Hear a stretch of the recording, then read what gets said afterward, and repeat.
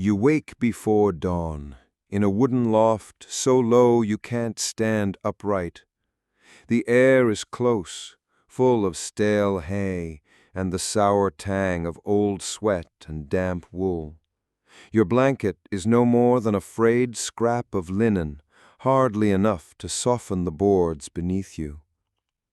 Somewhere beyond the shutters, a rooster cries into the darkness, proclaiming the beginning of a day that will test every nerve, every sinew, every quiet hope you carry in your chest.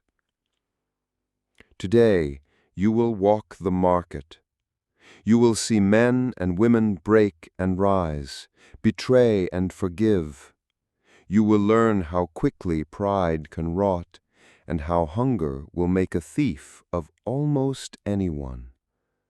And by sunset, you will know why so few truly survived here, and why fewer still retained their dignity. The candle is nearly spent, but you hold its stub aloft. In its flickering glow you glimpse the brittle straw, the wooden beams blackened by years of smoke, the single iron hook where your only tunic waits. And you wonder, how did they endure this? How did they ever find anything to love? You dress quickly, feeling the rough wool scrape your skin. In this town, part Norman, part Saxon, your clothes betray your place before you ever speak. No embroidery, no rich dye, no clasp of silver, just plain brown and a cord at your waist.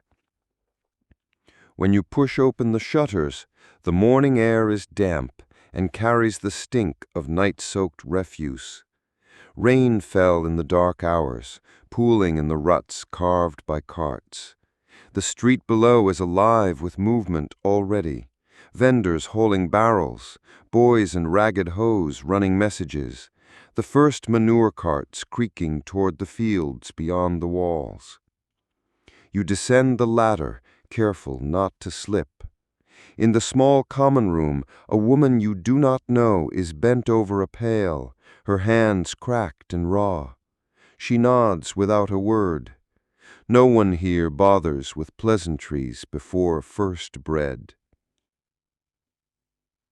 Outside, the market square is a labyrinth of timber stalls and crooked alleys. You smell yeast, horse dung, sweet wine, and the acrid tang of tallow. And you step forward into it, carrying only a single copper coin and your hunger. The first hour passes in a haze of sights and sounds. The baker's stall, already crowded, where a thin boy, his face streaked with flour, catches your eye. You see him look up, then quickly down, as a laundress in a faded blue kirtle passes. Her hair is tucked under a faded coif, her arms strong from years of scrubbing. She doesn't look back, but the pink rising in her cheeks is as bright as a banner. They have never spoken, not really, but you sense in that stolen glance a longing that will never find words, let alone fulfillment. For her, a baker's son would be too bold a match. For him, a laundress too far beneath the trade his father demands. And so they pretend they see nothing. They pretend they feel nothing. But in that heartbeat, you see a love that will not die. You move on, skirting a fishmonger's stall. Salted herring piled high, scales glittering like coins. A woman leans over the barrel, pressing a finger into the flesh, sniffing warily. The fishmonger's eyes flick to you, and you turn away before he can guess your pockets are nearly empty. The air thickens as the sun climbs. The cries grow louder. "Fine ribbons, 4 for a penny! Sweet apples, best from Kent! Knives sharpened, no job too small!" You pause near a cart of cabbages. A man in a rough cloak leans on the wheel, his face hidden in the cowl. When he looks up, you start. For a moment you glimpse something you can't quite place, an elegance beneath the grime, a voice too polished when he calls out, "Fair cabbages, grown in honest soil." Later, you will learn the truth of him, but not yet. Mid-morning. The crowd thickens. The smell of roasting meat, fat spitting into embers, makes your stomach ache. You find a corner near the old well, where the mossy stones glisten with damp. That is where you hear him, the man in the cloak. He is sitting on the ground now, cabbages unsold, one hand trembling as he cups a tin cup for alms. When you look closer, you see that his cloak is not rags, but fine wool, dyed deep blue beneath the mud. A boy throws him a crust. He thanks him in a voice low and cultured. And when the boy runs on, he looks up at you, almost embarrassed. He says softly, "You wonder how I came to this." He tells you that he is the son of a wealthy cloth merchant, that today he swore to prove he could survive as a common man, that he left his father's house before dawn with only the cabbages and his pride. "And see what I am reduced to," he whispers, eyes glistening. "I thought I was clever, that my breeding would shield me, but the market is its own kingdom, and I am no king here." You try to answer, but he is already staring at the cobbles, as if the truth itself has broken something inside him. Before you can speak again, a pair of boys dash past. One seizes the cabbages, the other kicks over the cup. Copper scatters. He doesn't chase them, he doesn't rise. He only sags forward, as though the weight of the day had finally crushed what remained of his ambition. And in that moment, you understand. Here, the distance between wealth and beggary is no wider than a cart rut. Noon bells toll from the church tower.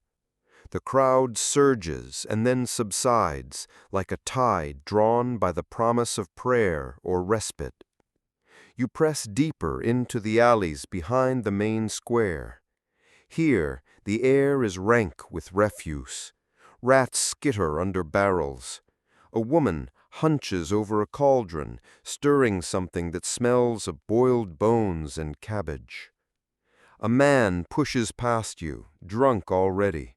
He stumbles, nearly falls. In another hour, he will pass out in the gutter. No one will stop to help him. On the corner, a little girl sits on an upturned crate, her legs as thin as reeds. She holds out a wooden bowl. When you drop in your last copper, she doesn't smile, only nods once, solemn as a queen. Further on, you see the pickpockets, barefoot boys, eyes bright with hunger. You feel a hand brush your belt. You spin, but no one lingers. And all the while, you hear the rumors of sickness rising in the lower wards, of children fevered and vomiting, of a new word whispered like a curse: cholera. Afternoon, the laundress and the baker's boy. You return to the square as the sun begins to lower. The laundress is there, her baskets full, her shoulders bowed. The baker's boy wipes sweat from his brow, glancing up as she passes. This time their eyes meet and hold. For a heartbeat, the world stills. He steps forward. She pauses. Then nothing. A glance, a half-step, the fear of scandal, of impropriety, of tongues wagging faster than cartwheels. And so she moves on, and he turns back to his bread. You feel something twist inside you, the knowledge that in this place, even love, especially love, was a luxury few dared claim. The light slants amber and gold across the market. You taste grit on your tongue, smell the warm reek of horse dung and spoiled meat. Near the fishmonger's stall, a woman collapses. A shout goes up. Someone calls for the priest. You see the fear in the faces around you, the murmured prayers, the slow backing away. They do not say it aloud, but everyone knows. Cholera has come. The market begins to empty, the crowd scattering like birds from a hawk. You stand in the square, alone among trampled vegetables and overturned baskets. And you understand, in a way you never have before, that survival here was never certain, that every meal, every breath was a gamble. The bells toll vespers, the last carts rumble away. You walk slowly to the edge of town, your feet caked in mud and dung. Behind you, the market settles into silence, broken only by the caw of crows. You pause, looking back. The laundress is gone. The baker's boy has shuttered his stall. The wealthy heir, if he survived, has vanished into the alleys. And you feel something you cannot quite name: gratitude, sorrow, a hollow ache. You will never be the same.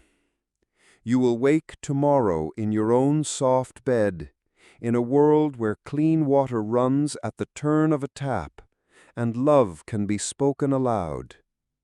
But part of you will remain here, in this place of filth and longing, and small, stubborn hopes.